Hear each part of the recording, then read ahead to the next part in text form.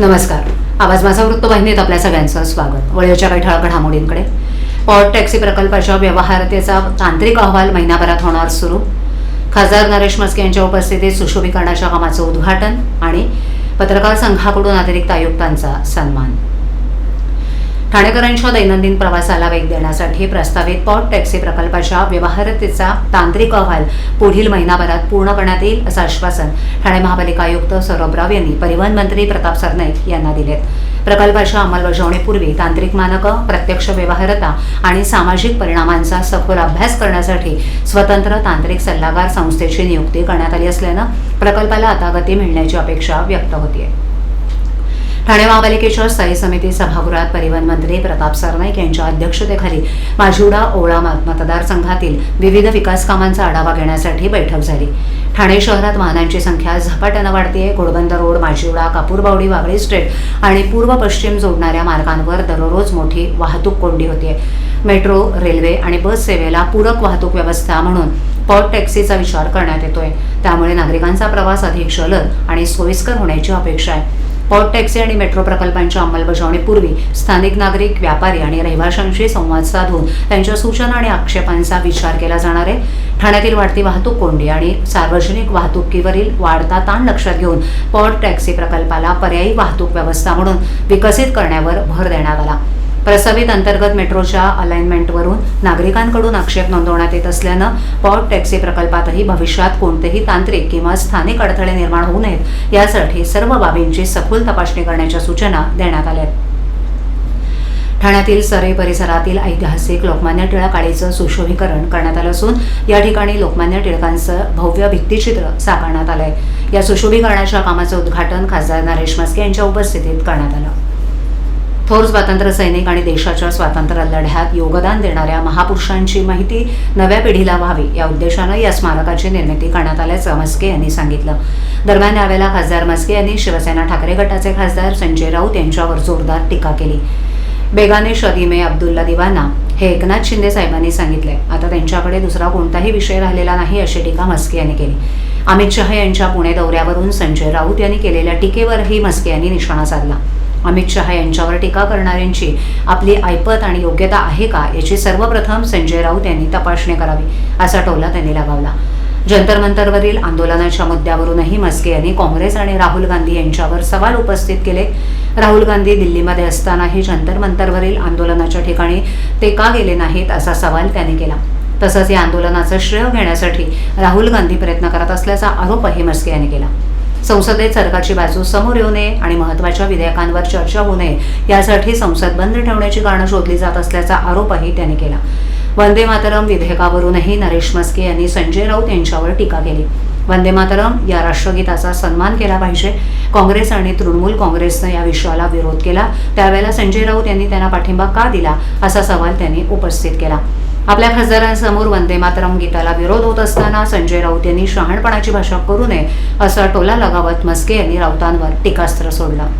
तुम्हाला विरोध त्या ठिकाणी आहे, विरोध करायला लोक रस्त्यावर येतील. काय असतं की बेगाने शादी में अब्दुल्ला दिवाना आमच्या एकनाथ शिंदे साहेबांनी सांगितलं की आता विषय काही त्यांच्याकडे नाही आहेत. उद्धव ठाकरे उद्धव ठाकरे अभिजित दिपकेंचं कौतुक करतायत. ते त्यांचं कौतुक करत नाही आहेत, ते त्यांच्या विरोधात बोलत आहेत. दुसऱ्याच्या आंदोलनामध्ये श्रेय घेण्याचा हा प्रयत्न आहे आणि अमित शहा साहेबांवरती टीका करण्या इतपत आपली योग्यता आहे का ही संजय राऊतांनी प्रथम तपासून घ्यावी.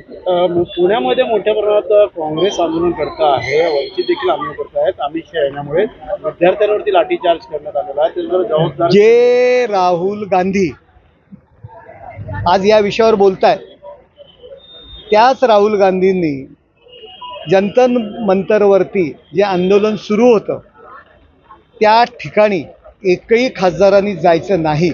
काँग्रेस पक्षाचं असं फरमान काढलं होतं. मी नाव नाही घेणार, परंतु महाराष्ट्रातील एक खासदार जंतर मंतरच्या आंदोलनास भेट दिली म्हणून त्याला काँग्रेसच्या नेत्यांनी चार चौघात झापलं. त्या आंदोलनात जाऊ नये अशा पद्धतीचे निर्देश राहुल गांधी यांनी दिले होते. दिल्लीमध्येच होते, का नाही गेले ते त्या आंदोलनामध्ये, का नाही व्हिजिट केली? शरद पवार गेले, उद्धव ठाकरे गेले, ते का नाही गेले? परंतु अभिजित दिपके आणि ह्या मंडळींना ते राहुल गांधी घाबरले होते आणि त्यांना मनातून त्यांचा विरोध आहे. त्यांनी पंतप्रधानांच्या निवासस्थानासमोर आंदोलन केलं, परंतु त्या जंतर मंतर 2 मिनिटाच्या अंतरावरती असलेल्या आंदोलनात ते गेले नाहीत. केवळ आता त्यांचं जे आंदोलन यशस्वी झालेलं आहे आणि त्याचं श्रेय घेण्याचा राहुल गांधी यांचा प्रयत्न आहे. संसदेमध्ये स्वतःचं पितळ उघडं होईल. जे काही चांगली विधेयकं मांडली जात आहेत त्या विधेयकांवरती चर्चा होईल आणि सरकारची बाजू प्रभावीपणे लोकांसमोर येईल. म्हणून संसद बंद पाडण्याकरता ही सर्व कारणं त्यांनी शोधलेली आहेत. सर ठाणे महानगरपालिकेत 21 वर्ष सेवा बजावणारे अतिरिक्त आयुक्त संदीप माळवी यांचा ठाणे शहर दैनिक पत्रकार संघाच्या वतीनं सन्मान करण्यात आला. ठाणे महापालिकेच्या पत्रकार कक्षात आयोजित या कार्यक्रमाला सर्व पत्रकार मोठ्या संख्येनं उपस्थित होते. यावेळेला ठाणे शहर दैनिक पत्रकार संघाचे अध्यक्ष दिलीप शिंदे आणि ठाणे जिल्हा पत्रकार संघाचे अध्यक्ष संजय पितळे यांच्या हस्ते संदीप माळवी यांना पुष्पगुच्छ देऊन सत्कार करण्यात आला. त्यासोबतच त्यांच्या निवृत्तीनिमित्त संघाच्या वतीनं पुढील वाटचालीसाठी शुभेच्छाही देण्यात आल्या. तसंच यावेळेला अनेक राजकीय मान्यवरांनी गटनेते कार्यालयात संदीप माळवी यांचा सत्कार केला. यावेळेला गटनेते पवन कदम, ज्येष्ठ नगरसेवक राम रेपाळे, महिला आघाडी संघटिका मीनाक्षी शिंदे, नगरसेवक रमाकांत मडवी, नगरसेवक दिलीप बारटक्के उपस्थित होते. 2005 मध्ये ठाणे महापालिकेत रुजू झालेल्या संदीप माळवी यांनी गेली 21 वर्ष विविध पदांवर जबाबदारी पार पाडली. जनसंपर्क अधिकारी, उपायुक्त आणि अतिरिक्त आयुक्त म्हणून त्यांनी काम पाहिलं. प्रशासन आणि पत्रकार यांच्यातील समन्वय प्रभावीपणे राखला. अतिरिक्त आयुक्त पदावर असतानाही ते सेवानिवृत्त झाले. त्यांच्या सेवेबद्दल ठाणे शहर दैनिक पत्रकार संघाच्या वतीनं त्यांना सन्मानित करण्यात आलं. संघाचे अध्यक्ष दिलीप शिंदे यांनी संदीप माळवी यांच्या पत्रकारांना केलेल्या सहकार्याची माहिती दिली. पत्रकार कक्षासाठी मिळालेले त्यांचे योगदान कधीही विसरता येणार नसल्याचं सांगितलं. तर ठाणे जिल्हा पत्रकार संघाचे अध्यक्ष संजय पितळे यांनी कोविड काळात पत्रकारांना केलेल्या त्यांच्या योगदानाची माहिती देत त्यांचे आभार मानले. यावेळेला इतर पत्रकारांनीही त्यांच्या कार्याचा उहापोह केला. पत्रकारांशी संवाद साधताना ते नेहमी उपलब्ध असत आणि प्रशासनाच्या कामकाजाबाबत पारदर्शक माहिती देत असत असा उल्लेख पत्रकारांनी केला. शेवटी संदीप माळवी यांनी त्यांच्या अतिरिक्त पदापर्यंतचा प्रवास कसा झाला याची माहिती दिली. ठाणे महापालिकेत काम करताना पत्रकारांसोबत अधिकारानं वागलो, त्यांच्याशी मित्रत्वाची भावना जपली. प्रशासनाचं काम जनतेपर्यंत पोहोचवण्यात पत्रकारांची भूमिका महत्त्वाची आहे. निवृत्तीनंतरही मी पत्रकार आणि ठाणे शहरासाठी काहीतरी करण्याचा प्रयत्न करेन, विचार मांडले असे त्यांनी विचार मांडले. यावेळेला जनसंपर्क अधिकारी प्रचड डिंगणकर, सेवानिवृत्त जिल्हा माहिती अधिकारी सदाशिव कांबळे, ठाणे शहर दैनिक पत्रकार संघाचे पत्रकार बंधू भगिनी यावेळेला मोठ्या संख्येनं उपस्थित होते. कार्यक्रमाचं सूत्रसंचालन संघाचे सरचिटणीस राजीव डाके यांनी केलं.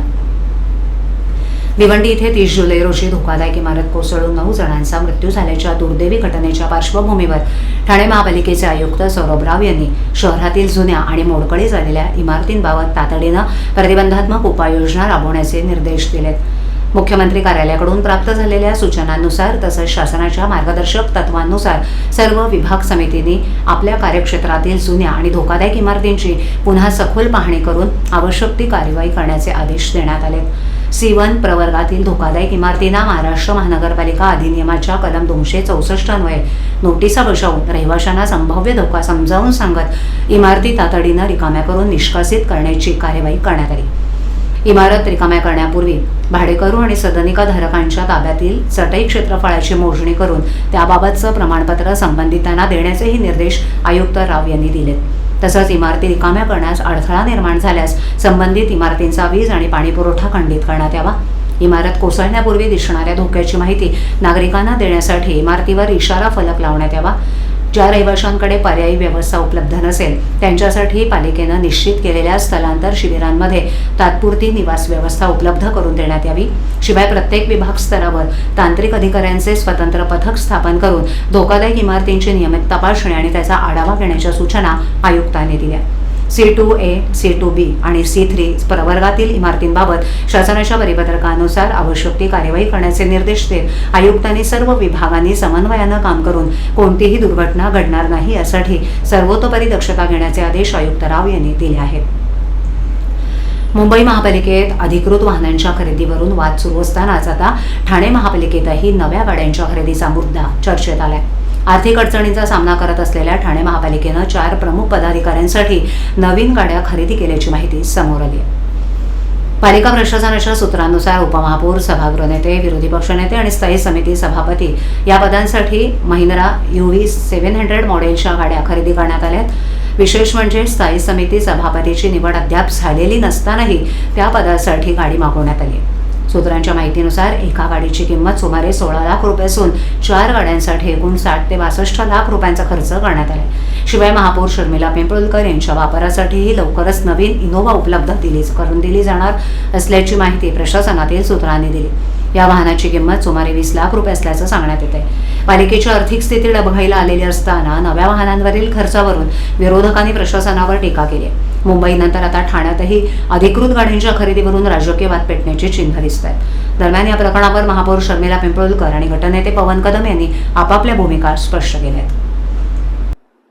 मला वाटतं तांत्रिक काही गोष्टी होत्या, कारण मला वाटतं 4 वर्ष आज जेव्हा बॉडी बसली नव्हती तेव्हा काही गाड्यांमध्ये बिघाड होते आणि मध्ये मध्ये गाड्या बंद पडत होत्या आणि त्या अनुषंगानेच सर्व पदाधिकाऱ्यांच्या गाड्या घेण्याचा निर्णय प्रशासनाने घेतला.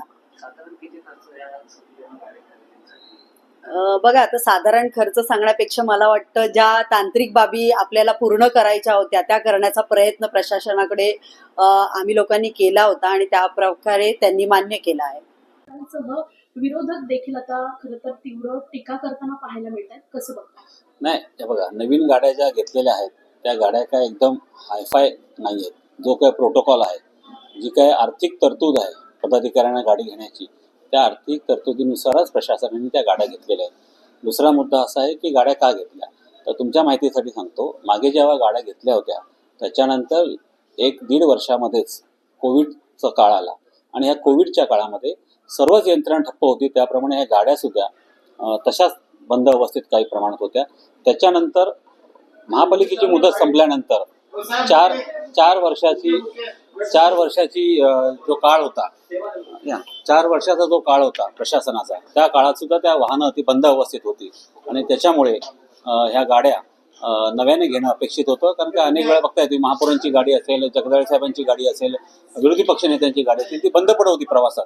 त्यामुळे ती बंद पडणं हे आपल्या शोभनीय नाही, म्हणून ह्या गाड्या नव्याने घेतल्या. धन्यवाद. फेरीवाल्यांच्या पुनर्सर्वेक्षणाच्या नावाखाली पैशांची मागणी होत असल्याच्या तक्रारी ठाणे महापालिकेकडे येऊ लागल्यात. त्यामुळे प्रशासनानं फेरीवाल्यांना सावध करत सर्वेक्षणासाठी 1 रुपयाही देऊ नका, पैसे मागणाऱ्यांची थेट तक्रार करा असे स्पष्ट केले. फेरीवाल्यांचे सुरू असलेले पुनर्सर्वेक्षण पूर्णपणे मोफत असून त्यासाठी कोणत्याही प्रकारचं शुल्क आकारलं जात नाही असं ठाणे महापालिकेनं स्पष्ट केले.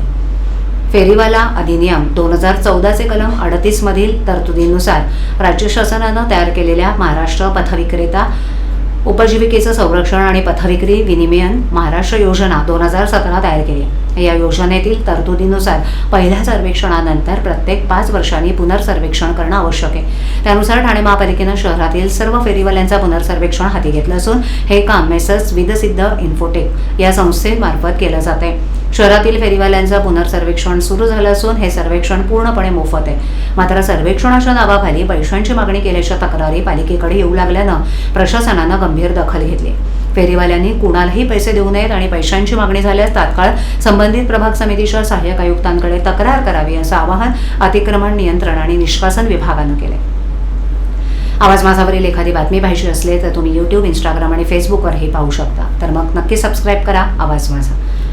आपल्या विभागातील काही सूचना अथवा समस्या असल्यास त्या आमच्यापर्यंत जरूर पोहोचवा. आम्ही तुमचा आवाज नागरिकांपर्यंत नक्की पोहोचवू. आम्हाला संपर्क करण्यासाठी आमचा पत्ता. तर मग पुन्हा भेटू याच वेळी याच ठिकाणी काही नवीन घडामोडींसह. आवाज